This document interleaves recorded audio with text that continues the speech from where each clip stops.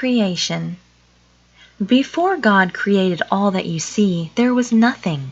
All life comes from God, and this is the story of His creation.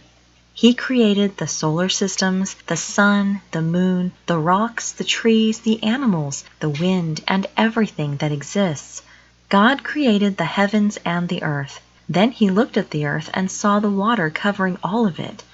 The Spirit of God went around the earth, and He said, "Let there be light." The light shone brightly, and He saw that it was good. He separated the light from the darkness, and called the light day and the darkness night.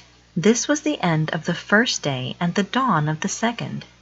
Then God said, "Let there be a large open space between the water on the earth and the water above." God made the arch of the sky around our world, where the clouds, the sun, the moon, and the stars seemed to move. When this was done, God saw that it was good. He named this open space the heavens. This was the end of the second day and the dawn of the third. God commanded, "Let the waters on the planet and the dry land be separate." He gathered the waters which He called the sea and separated them from the dry earth which He named land. He said, "Let the land produce seed-bearing herbs, plants, and fruit trees." Then God created all kinds of plants and trees, each with its own purpose. Then He looked at His creation and saw that it was good. This was the end of the third day and the dawn of the fourth. God said, "Let there be lights in the heaven beyond the sky to rule the day and the night, and let the lights mark the seasons, months, and years." He created two lights, the big light, which He called the sun, to rule the day, and the smaller one, which He called the moon, to rule the night. He also created the stars. Some of these He placed in patterns like the big and little dippers. The sun, moon, and stars are all used to keep track of time, to mark seasons, days, months, and years, and to help us plant our crops. This was the end of the fourth day and the dawn of the fifth. God looked at the earth, which now had day and night, oceans and sky, land and plants, and saw that they were beautiful. And He said, "Let the waters be filled with all kinds of water creatures, and let birds fly in the sky." He created the great whales, fishes, and birds, each with its own purpose. God delighted in their beauty.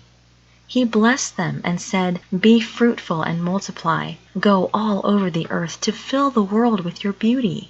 This was the end of the fifth day and dawn of the sixth. God then said, "Let the earth produce four-legged land animals and land reptiles." So He created all the land-living reptiles and creatures, every animal on earth. God greatly admired His creations and said, "Let us make man in our image to rule over the fish and the birds and the four-legged animals and all of the earth." He then created the first male and female human beings. He saw that they were also beautiful and good, so He blessed them and said, "Be fruitful and multiply, spread over all the earth. I have given you the herbs, fruits, and plants, as well as the birds of the sky and the animals of the land, every living thing and all the earth to rule over." Then God said, "See, I have given you all the seed-bearing plants and all fruit-yielding trees everywhere for food, and all the green plants I give to the animals, birds, and all that moves on the earth." God looked at what He had created. He saw that it was all very good, beautiful, and perfect. God loved His creation. This was the end of the sixth day and the dawn of the seventh. Since God had done all that He had said He would do, He blessed the seventh day as His day of rest, called the Sabbath. He looked out over His creations and saw the wonder, the goodness, and the beauty He had created. He took great delight in His kingdom. He saw that all His creations have a purpose, some just for their beauty, some for food, some for healing, and some to be His janitors of the earth to keep His creation, His kingdom, clean. If you will look around you and see the wonder of His plan, you will also delight in it. Look at how sunlight and water make everything grow. Watch how the moon pulls the tides. See how the stars and planets twinkle. Look at how a small seed becomes a plant or a tree and produces fruit.